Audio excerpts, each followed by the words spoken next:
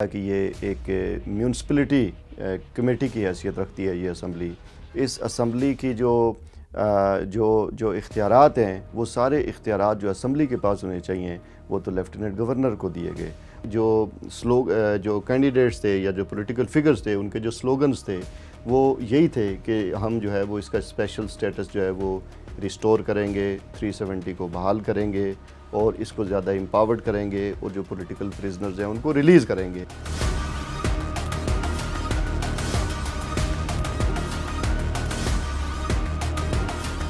دیکھیں, مقبوضہ جموں کشمیر میں 2019 میں 5 اگست 2019 میں جب 370 کو ریووک کیا, 35A کو ریووک کیا اور اس کے بعد سے 10 سال کے بعد یہ اسمبلی کے انتخابات ہوئے اور ان انتخابات سے قبل انڈیا نے جیری مینڈرنگ کے ذریعے وہ تمام پلاننگ کی جس کے نتیجے میں وہ اپنے مطلوبہ نتائج حاصل کر سکیں. اور اس کے لیے حلقے کی حد بندیاں انہوں نے کی, انہوں نے جو ہے وہ تمام ایسے اقدامات کیے جس کی بنیاد پر وہ یہ سمجھتے تھے کہ بی جے پی جو ہے وہ ان کا چیف منسٹر آئے. تو یہ لگتا تھا کہ شاید اس سے کوئی صورتحال جو ہے وہ جو پولیٹیکل جو ایکٹیویٹی ہے وہ دوبارہ فل سوئنگ پہ بحال ہو جائے, لیکن ایسا ہو نہیں سکا. اس لیے کہ وہ اسمبلی جو اس کے نتیجے میں وجود میں آئی ہے اس اسمبلی کو ان کے اپنے جو پرو انڈیا پارٹیز ہیں, چاہے وہ نیشنل کانفرنس ہے, چاہے وہ PDP ہے یا انڈین نیشنل کانگریس ہے, تو انہوں نے جو ہے وہ اس کو ایک نے کہا کہ یہ ایک میونسپلٹی کمیٹی کی حیثیت رکھتی ہے یہ اسمبلی, اور محبوبہ مفتی نے یہ کہا کہ یہ ایک ربر سٹمپ کی حیثیت رکھتی ہے. تو جب ایک اسمبلی کے پاس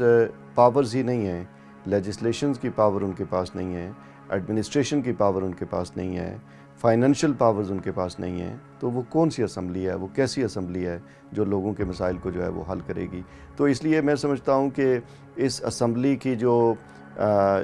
اختیارات ہیں وہ سارے اختیارات جو اسمبلی کے پاس ہونے چاہیے وہ تو لیفٹیننٹ گورنر کو دیے گئے, اور لیفٹیننٹ گورنر جو ہے وہ دلی کا اپوائنٹڈ ہے. اور آپ ان کی اختیارات کی اور اس کی ڈیٹیلز اگر آپ دیکھیں گے تو آپ کو اندازہ ہوگا کہ جو کیبنٹ ہے, جو الیکٹڈ ممبرز ہیں جو وہاں پر آئے, ان کے پاس اختیار نہیں ہے, بلکہ کیبنٹ کا ایجنڈا بھی اپروول ہوگا لیفٹیننٹ گورنر کی اپروول کے ساتھ. اور لیفٹیننٹ گورنر جو ہے, جو پولیس ہے وہ بھی تھرو لیفٹیننٹ گورنر دہلی اس کو کنٹرول کر رہا ہے. تو میں سمجھتا ہوں کہ اس طرح کی سویپنگ اتھارٹیٹیو اور ایڈمنسٹریٹو پاور جو لیفٹیننٹ گورنر کو دے دی گئی ہیں, اس کے بعد اس اسمبلی کا ہونا یا اس اسمبلی کا نہ ہونا, میں سمجھتا ہوں کہ اس کی کوئی حیثیت نہیں ہے. اور جس انداز سے مثال کے طور پر جس انداز سے الیکشنز ہوئے اور ان الیکشنز کے پہلے جو پری پول ریگنگ جس کو ہم کہتے ہیں, جس میں شروع میں نے بات کی کہ جو جیری مینڈرنگ انہوں نے کی, اس کے باوجود بھی وہ اس اسمبلی میں اس طرح کا فری اینڈ فیئر اور امپارشل الیکشن نہیں کرا سکے. دیکھیں, سب سے پہلے تو یہ ہے کہ یہ جو اسمبلی ہے اس کا بیک گراؤنڈ ہمیں سمجھنے کی ضرورت ہے کہ یہ اسمبلی, اس کے پاس 2019 سے پہلے اختیارات ایڈمنسٹریٹو اور فائنینشیل جو ہے وہ ایگزیکٹو اختیارات ان کے پاس تھے, لیکن ان اختیارات کو جو ہے وہ ختم کیا گیا, کرٹیل کیا گیا 2009 میں. جو 5 اگست 2009 کے بعد جو ہوا, کشمیر کا اپنا ایک کانسٹیٹیوشن تھا, اس کے تحت جو ہے وہ ایک اسمبلی یہ وجود میں آئی. اب ہم اس اسمبلی کے کانٹیکسٹ میں یہ بھی دیکھنے کی ضرورت ہے کہ جب اس اسمبلی 1951 میں یہ آئی, فرسٹ اسمبلی جب الیکٹ ہوئے ممبرز, تو یونائٹڈ نیشنز کی ریزولوشنز موجود ہیں. 1951 کی ریزولوشن بھی ہے اور 1957 کی ریزولوشن بھی ہے. اور جب انڈیا نے یہ پروجیکٹ کرنا چاہا کہ یہ assembly right to self determination کے ایکول ہے, یعنی جن لوگوں نے ووٹس دیے ہیں یا جو ایک ایڈلٹ فرنچائز ایکسرسائز کی ہے, وہ ایسے ہے جیسے انہوں نے حق خود ارادیت یعنی کشمیر کے ڈسپیوٹ کے حوالے سے انہوں نے رائے دی ہے. لیکن یونائٹڈ نیشنز نے اپنے رولنگ دی, انہوں نے کہا کہ اس اسمبلی کا اختیار نہیں ہے کہ وہ مسئلہ کشمیر کے اوپر اپنی کوئی رولنگ دے یا کشمیر پر کوئی رولنگ دے تو وہ بائنڈنگ ہو جائے, کیونکہ یہ اسمبلی جو ہے وہ جو لوکل ایشوز ہیں, جو ڈے ٹو ڈے بزنس ہے, اس حوالے سے تو آپ یہ کہہ سکتے ہیں کہ یہ اسمبلی جو ہے وہ امپاورڈ تھی. لیکن جہاں تک کشمیر کے کوسچن کے حوالے سے ہے, وہ اس اسمبلی کے پاس جو ہے وہ اختیار نہیں تھا. دیکھیے, یہ جو الیکشنز جب ہوئے اور اس میں ان پولیٹیکل پارٹیز نے جو اپنا مینیفیسٹو دیا, جو اپنی جو سپیچز اور سٹیٹمنٹس کی, اگر آپ اس کو دیکھیں تو یہ اندازہ ہمیں ہوتا ہے کہ اس اسمبلی کے جو جو کینڈیڈیٹس تھے یا جو پولیٹیکل فگرز تھے ان کے جو سلوگنز تھے وہ یہی تھے کہ ہم جو ہے وہ اس کا اسپیشل سٹیٹس جو ہے وہ ریسٹور کریں گے، 370 کو بحال کریں گے اور اس کو زیادہ امپاورڈ کریں گے اور جو پولیٹیکل پریزنرز ہیں ان کو ریلیز کریں گے. اور ان سلوگنز کے ساتھ وہ اپنی کانسٹیٹوئنسیز میں گئے اور اینٹی بی جے پی پلینگ کے ساتھ یا اینٹی بی جے پی سٹانس کے ساتھ وہ گراؤنڈ پر گئے، اپنی کانسٹیٹوئنسیز میں گئے. اور جس بنیاد پر ان ایکسپیکٹڈلی نیشنل کانفرنس کو جو مینڈیٹ ملا، 42 سیٹس جو ملی، اینالسٹ جو ہے وہ یہ پریڈکٹ نہیں کر رہے تھے، لیکن کشمیریوں نے جو مینڈیٹ دیا وہ سارا اینٹی بی جے پی مینڈیٹ تھا. جیسے میں نے کہا کہ 10 ایئرس تک انہوں نے پلان کیا، حلقے بندیوں کی صورت میں بھی، ڈومیسائل کی صورت میں بھی، جو ریزیڈنٹ جو تھے جو پرماننٹ نہیں تھے ان کو بھی انہوں نے جو ہے وہ ووٹنگ رائٹس جو ہے وہ ایک بڑی تعداد میں لوگوں کو دیے. تو وہ تمام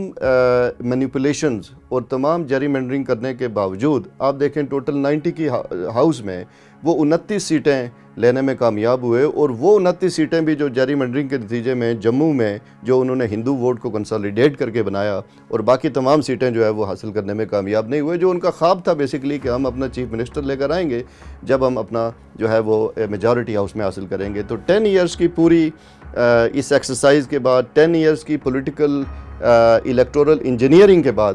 بھی وہ اس میں وہ نہیں ہو سکے. تو اس سے پہلے اگر آپ الیکشنز کو دیکھیں، جیسے 2002 کا الیکشن تھا یا 2008 کا الیکشن تھا، تو اس میں یہ بات دیکھنے میں آئی کہ بجلی کا مسئلہ یا سڑک کا مسئلہ یا پانی کا مسئلہ یہ پولیٹیکل کمپینز کے اندر جو ہے وہ نظر آتا تھا. لیکن اس دفعہ ایسا نہیں ہوا. اس میں ایک بڑی سگنیفیکنٹ بات ہوئی ہے کہ اس میں انہوں نے سارا فوکس، سارا تھرسٹ جو ہے وہ بی جے پی کے خلاف رکھا کہ بی جے پی کا راستہ روکنا ہے اور 370 کو بحال کرنا ہے اور پولیٹیکل پریزنر کو جیسے میں نے پہلے کہا ریلیز کرنا ہے. تو اس سے یہ اندازہ ہوتا ہے کہ جتنا مینڈیٹ ہے وہ بیسیکلی اس بیانیے کے اوپر ہے. تو اس کی ریفلیکشن جو ہے وہ میں سمجھتا ہوں کہ، لیکن جہاں تک آپ کا سوال ہے کہ وہ یہ کر پائیں گے، مجھے نہیں یہ لگتا کہ وہ اس میں کامیاب ہوں گے، کیونکہ بی جے پی جو ہے وہ اس لحاظ سے بڑی ایڈمنٹ ہے. اور دوسرا نریندر مودی جو ہے وہ اس نے ایک اسٹیٹ میں دیا ہے کہ کوئی بھی زمین پر جو ہے وہ ایک ایسی یعنی no power on earth can restore 370. یعنی ان کا جو ہارڈ ہٹنگ جو پوزیشن تھی وہ اس جواب میں جو ریزولوشن اڈاپٹ کی کشمیر کی اسمبلی نے کہ 370 کو ریسٹور کیا جائے، تو اس کے جواب میں جو ایک ہیجیمونک ایک اپروچ ہے انڈین پرائم منسٹر کی وہ سامنے آ گئی کہ باوجود یہ کہ سواد اعظم یہ چاہتا ہے، باوجود یہ کہ کشمیر کی اکثریت یہ چاہتی ہے، ڈیموکریٹک پرنسپل ہے، انہوں نے کہا کہ ہم یہ کرنے کے لیے تیار نہیں ہوں گے. تو مجھے نہیں لگا، I am not very hopeful about it.